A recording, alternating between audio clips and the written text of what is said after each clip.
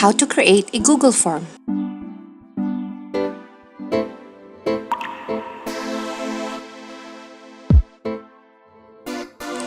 Go to the address bar and type drive.google.com.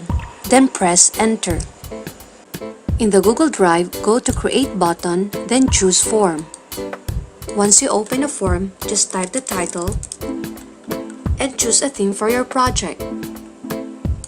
Then click OK.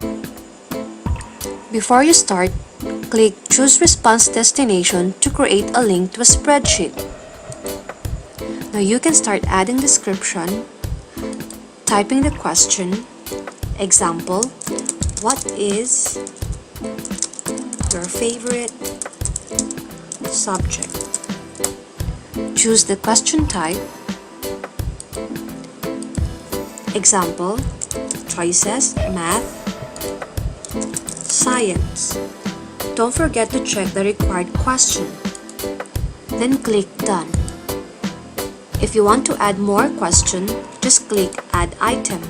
If you're okay with your project, just click View Live Form.